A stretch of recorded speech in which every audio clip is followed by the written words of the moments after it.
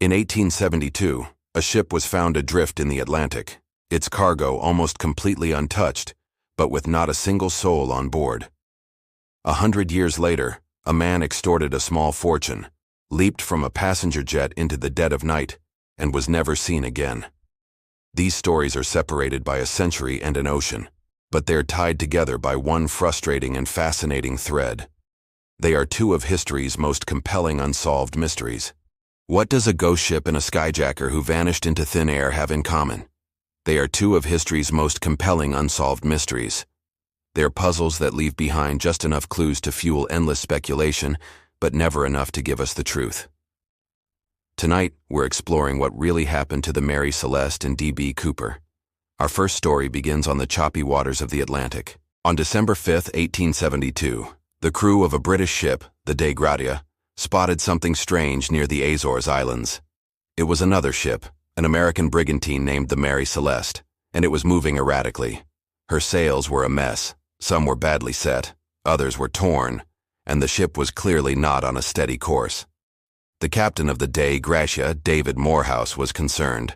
He actually knew the Mary Celeste's captain, a respected sailor named Benjamin Briggs. He hailed the ship. Silence. Morehouse sent a boarding party over, and what they found became the stuff of maritime legend. The ship was utterly deserted. Captain Briggs, his wife Sarah, their 2-year-old daughter Sophia, and the 7 experienced crewmen were all gone. The scene was just eerie. Below deck, personal belongings were neatly stowed. In the captain's cabin, a child's toys were scattered about. The ship's cargo of over 1,700 barrels of industrial alcohol was almost entirely intact, and a 6-month supply of food and water was still on board. The ship itself was perfectly seaworthy, apart from a few feet of water in the hold, which wasn't unusual for a wooden ship of that era. There were no signs of a struggle, no hints of violence, yet 10 people had vanished. The last entry in the ship's log was dated 10 days earlier, on November 25th, placing them just off the Azores, and it gave no clue that anything was wrong. The only things missing were the ship's single lifeboat and its navigational tools, like the sextant and chronometer. It looked like the crew had abandoned a perfectly good ship in a hurry. But why? The Mary Celeste was sailed to Gibraltar, where a British court investigated. The Attorney General in charge, Frederick Solly Flood, quickly grew suspicious that foul play was involved. He floated theories of mutiny, murder, or even a conspiracy to claim salvage money. He pointed to what he thought were bloodstains on the deck and a sword found under the Captain A.S. bunk. But the forensic testing of the day, though basic, determined the stains weren't blood, and the sword was just a rusty blade. No evidence ever supported a mutiny. Captain Briggs was known as a fair man. Piracy didn't make sense either. Why would pirates leave behind the valuable cargo and all the crew's possessions? So what could make 10 people get into a tiny lifeboat in the middle of the unforgiving Atlantic? Over the years, theories have ranged from the plausible to the paranormal. Some suggested a sea monster attack. Others proposed a freak waterspout or a seaquake that panicked the crew. But the most enduring theory today revolves around that cargo of industrial alcohol. Of the 1,701 barrels in the hold, 9 of them were found empty. These 9 were made of red oak, which is more porous than the white oak used for the others. It's possible that alcohol vapor leaked out, building up pressure in the hold. In 2006, a scientist named Dr. Andrea Sella actually tested this. He built a replica of the ship's hold and showed that igniting alcohol fumes could cause a dramatic, but not destructive, pressure wave explosion. It would have created a terrifying boom and a burst of flame that could blow off the main hatch, but it wouldn't have left any scorch marks. A key detail, since none were found on the real ship. So, put yourself in Captain Briggs's shoes. You hear a sudden, violent boom from the hold. You're carrying a massive amount of flammable alcohol. You'd naturally fear the entire ship is about to go up in a fireball. The only logical response is to get everyone off the ship or faster. The theory suggests Briggs ordered a temporary evacuation to the lifeboat, maybe trailing the ship with a long rope, waiting to see if a bigger explosion was coming. But if that rope snapped, the Mary Celeste would have just silently sailed away on the wind, leaving its crew stranded hundreds of miles from land, their fate sealed by the ocean.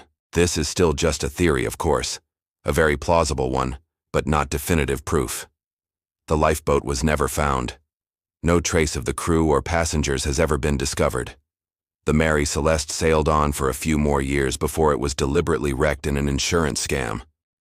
But by then, its legend was sealed as history's greatest ghost ship, a chilling reminder that sometimes the sea just doesn't give up its secrets. From a mystery swallowed by the ocean, we turn to one that vanished into the clouds.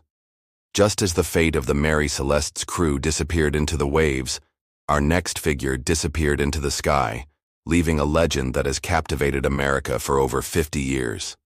On the day before Thanksgiving in 1971, a quiet man in a business suit, carrying a black attaché case, bought a one-way ticket on Northwest Orient Airlines Flight 305 from Portland to Seattle.